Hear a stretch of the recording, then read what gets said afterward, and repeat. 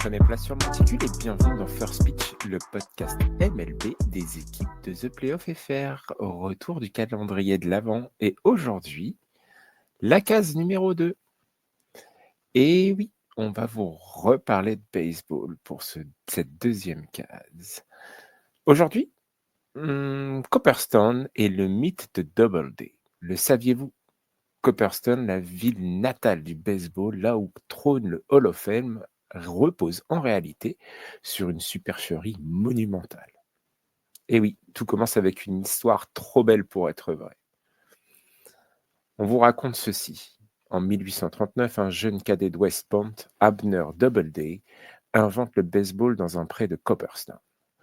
Il trace un losange, pose 4 bases, écrit les règles, et un siècle plus tard, comme par magie, on construit le temple de la renommée précisément à cet endroit. C'est magnifique, c'est presque biblique. Eh bien, en fait, c'est totalement inventé. Mais alors, qui était vraiment Abner Doubleday? Avant d'être un inventeur imaginaire, Doubleday était un vrai personnage historique avec une vie digne d'un roman américain. Son enfance? Abner naît en 1819 dans une petite maison de Ballston Spa, dans l'État de New York, d'une famille modeste, mais avec une tradition militaire plutôt solide. Eh oui, un grand-père soldat de la Révolution américaine, un autre messager pour George Washington et un père vétéran de la guerre de 1812 et député. On retrouve Abner, le jeune Abner, à Auburn pour ses études, puis à Copperstone. Ironie du destin, n'est-ce pas? Avant de devenir ingénieur et d'entrer à West Point, la fameuse académie, en 1838. Il en sort officier en 1842. Aucun lien avec le baseball à ce stade. Pas un mot, rien. Sa carrière, c'est avant tout un soldat. Doubleday est un militaire sérieux, consensuel. Il combat au Mexique, dans les guerres séminoles. Puis, en 1861, il est à Fort Sumter. C'est lui qui tire le premier coup de canon de l'Union, déclenchant la guerre de sécession. En 1863, lors de la bataille de Gettysburg, il commande un corps d'armée durant les premières heures du combat. Il tient face à un ennemi supérieur en nombre et couvre la retraite des nordistes, un héros des premiers jours. Plus tard, il commande un régiment afro-américain, devient écrivain, avocat et même inventeur. Et oui, c'est lui qui dépose le fameux brevet du système de cable car de San Francisco.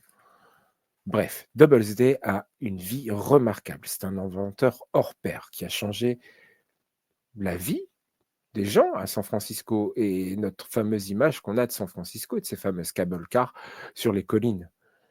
Mais pour l'instant, aucun lien avec le baseball. Le baseball, c'est le grand roman national.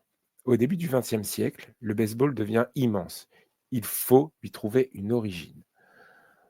Et si on pouvait, un héros américain. Pas un jeu dérivé des colons européens.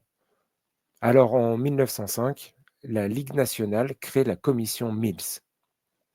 Et le 30 décembre 1907, elle annonce Abner Doubleday a inventé le baseball à Copperstone en 1839. Sauf que, en 1839, mais il n'était pas à Copperstone.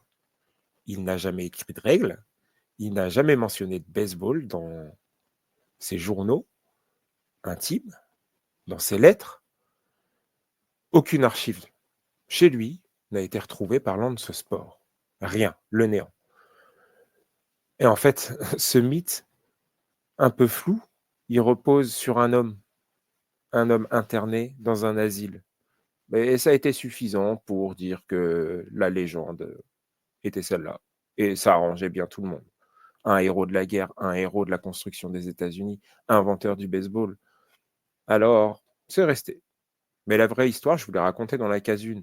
Le baseball naît à New York, pas à Copperstone. Il est édifié par des clubs de gentlemen cherchant à organiser un ensemble de variantes venues d'Europe, les Knickerbockers et le fameux Alexander Cartwright, qui codifie le jeu en 1845. Pas de génie solitaire, mais un effort collectif. Un peu comme les États-Unis eux-mêmes, un pays construit par des influences multiples qu'on finit par unifier. Mais ça, je vous l'ai raconté dans la case 1. Mais maintenant, si on faisait un petit détour, un petit détour sur les premières traces du baseball qu'on retrouve dans l'histoire. Et là, remontons aux origines. Et vous savez quoi? Cocorico! Parce que si on va vraiment aux origines, les premières traces connues d'un jeu qui ressemble au baseball, c'est en France qu'on les trouve. Et oui, en 1344, un manuscrit représente des clercs jouant à un sport proche de la soule, où l'on frappe une balle et où l'on court vers des refuges, des bases dirait-on aujourd'hui. Et en France, on jouait aussi à la tech, la balle au bâton et la balle empoisonnée, où on tape la balle avec un bâton et quand on récupère la balle de l'autre côté, on doit toucher la balle, on doit toucher le joueur qui court avec la balle en lui lançant dessus. Et oui, s'il n'est pas arrivé sur la base, à l'endroit safe, il est éliminé. Bref, bien avant Copperstone, c'est chez nous, en France, qu'on tapait déjà la balle. Et oui, Cocorico! Bon, allez, avec tout ça, si Copperstone repose sur une supercherie, si Doubleday n'a jamais inventé le baseball, et si les premières traces de ce sport remontent alors en France, alors écoutez bien, on pourrait presque demander à déplacer le Hall of Fame chez nous, un petit stade en Normandie ou un musée en Bretagne, enfin bref, quelque chose qui puisse arranger aussi les Américains.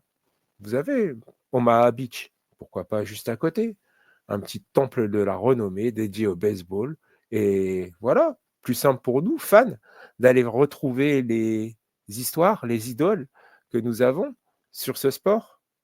Alors, moi, je suis militant d'un Copperstone-sur-Mer en plein milieu de la Normandie. Voilà, c'est tout pour notre case numéro 2. On se retrouve demain pour la case numéro 3. En attendant, joyeux Noël!